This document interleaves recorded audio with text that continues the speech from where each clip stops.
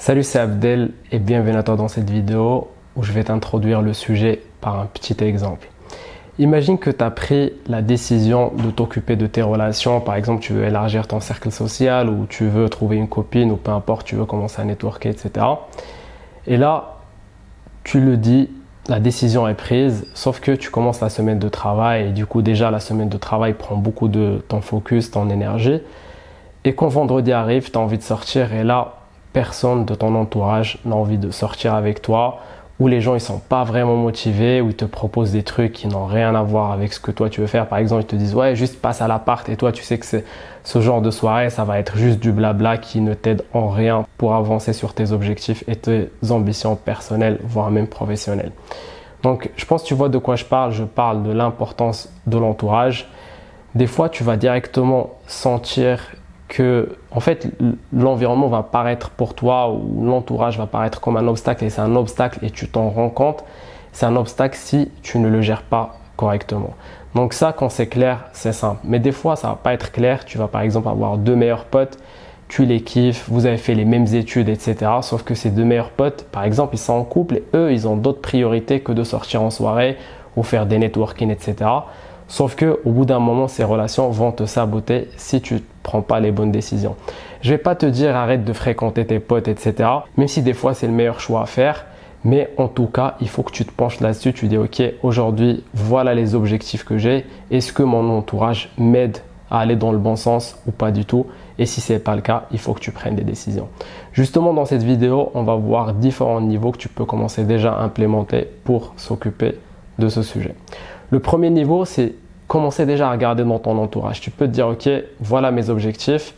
Donc, je liste par exemple une liste de 10 potes à toi, par exemple, des gens qui étaient avec toi en école, qui sont avec toi en entreprise, etc. Ou des gens que tu as croisés à la salle de sport ou quoi que ce soit, des gens avec qui tu as déjà des contacts et tu te dis, là, je vais faire un travail, on va dire, de screening, c'est-à-dire tu vas voir les gens qui sont alignés avec toi sur les objectifs. Tu vas pas venir leur dire salut mec, on va faire une immersion, on va sortir pendant 3 mois, etc. Non, tu fais les choses de manière simple.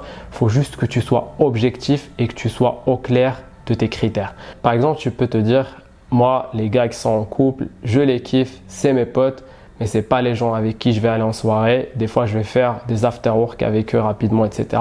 Mais ça, c'est un critère non négociable. C'est-à-dire que les critères, tu dois pas mettre trop de critères, mais en même temps, il faut que tu aies des critères minimum quand tu vas sélectionner. Et c'est simple, tu vas reprendre un peu contact avec certaines personnes, prendre de leurs nouvelles, etc.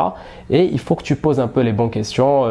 Est-ce que tu sors un peu à Paris, etc. Ou ça dépend où tu es. Et donc, tu commences à screen.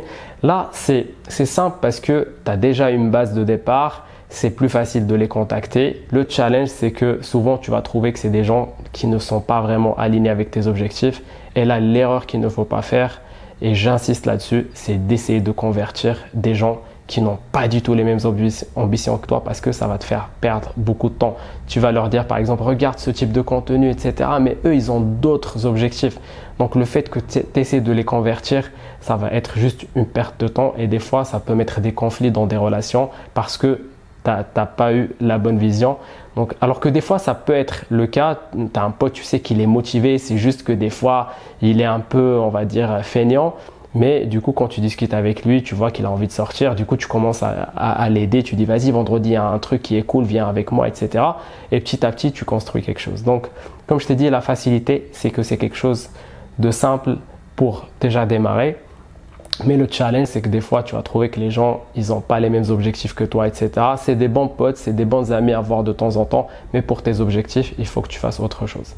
Justement, sur le deuxième niveau, on va supposer que tu veux partir from scratch, de zéro. Par exemple, tu viens d'arriver dans une nouvelle ville ou tout simplement, tu veux partir de zéro. Là, un niveau simple à faire, c'est déjà commencer à aller dans des networking. Par exemple, tu es un ingénieur en IT, tu t'intéresses pas un peu à des sujets comme l'IA ou la data par exemple. Là, tu regardes un peu des meetups si tu es à Paris par exemple et tu vas dans des trucs comme ça. En fait, ici, l'avantage, c'est que c'est des thématiques. Donc, les gens, ils ont envie de discuter de ça, etc. Mais par contre, pour passer de l'IA à des relations où tu sors avec les gens en soirée par exemple, etc., il faut que tu aies la bonne approche. Mais tu vas voir que quand tu vas aller dans des bonnes networking, tu vas avoir des affinités avec certaines personnes. Tu dis ok, vas-y mec, t'es cool, on reste en contact, etc. Tu sors un peu à Paris, il te dit oui, ou juste vous faites Instagram, après tu regardes un peu les stories. Ah, je savais pas que tu sors aussi à Paris, vas-y, on fait un truc, etc.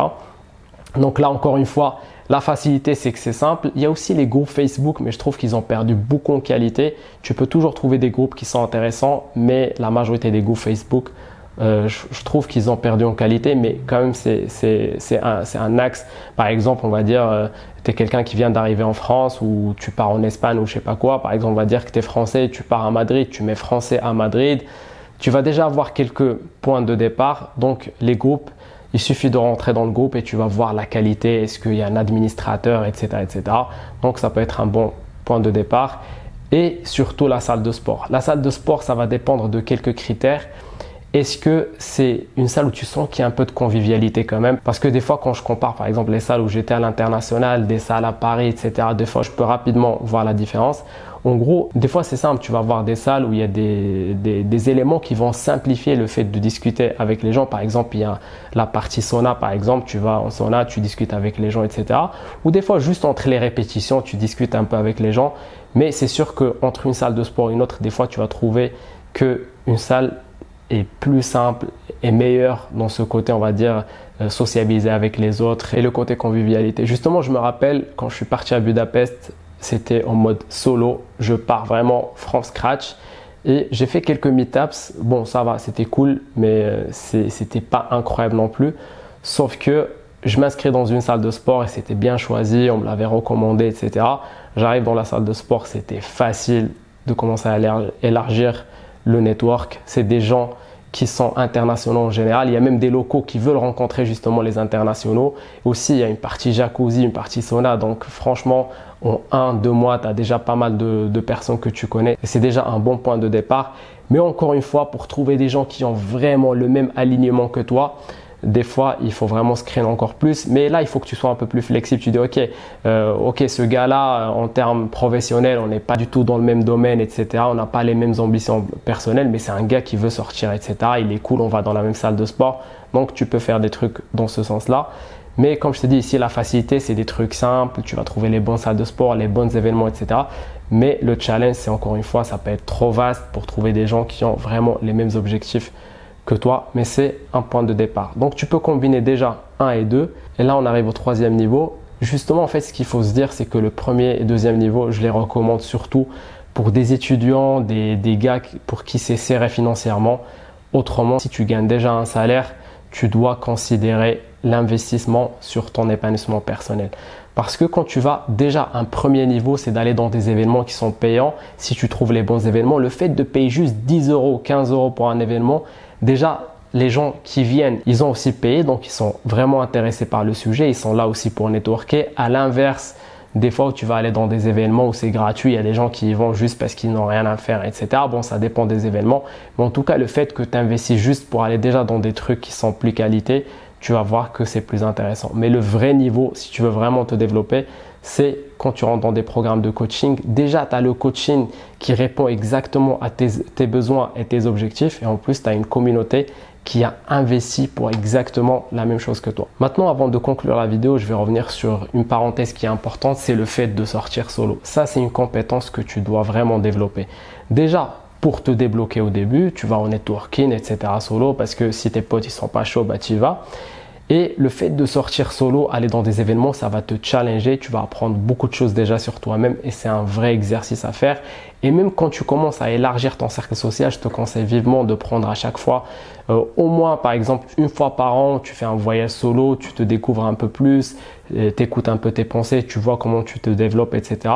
Et même de manière générale, tu te développes et tu te challenges. Et même quand tu as un vrai cercle social, là, même quand tu sors en soirée, par exemple, tes potes, ils sont dans une discussion et que toi, tu veux être dans une autre, tu sais que tu as l'habitude de faire solo. Et déjà, quand tu sors solo et après, tu as un cercle social qui est solide, ça va être trop simple pour toi. Ça va être vraiment facile parce que, on va dire, c'est comme si tu as poussé tes muscles relationnels. Du coup, quand tu sors avec des gens alors que tu as même eu l'habitude de faire des voyages solo, etc., ça va devenir quelque chose de vraiment facile pour toi. Mais encore une fois, le fait de sortir solo, c'est juste un moyen et c'est aussi une opportunité pour te développer encore plus. Mais l'objectif, c'est que tu développes quand même des relations qui sont solides. Parce que par exemple, quand tu vas en soirée, c'est plus marrant quand tu vas avec des gens avec qui tu t'entends, avec qui tu t'amuses. Donc, il faut vraiment développer les deux choses ensemble. Pouvoir sortir solo, être quelqu'un qui a la facilité de sortir solo, faire des voyages solo, mais en même temps, tu as un cercle social qui est solide.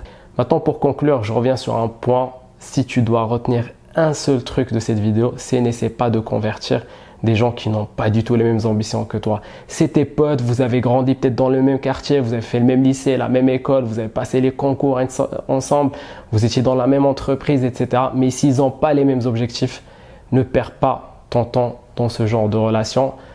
En fait, c'est pas ne perds pas ton temps dans ces relations, mais utilise-les correctement.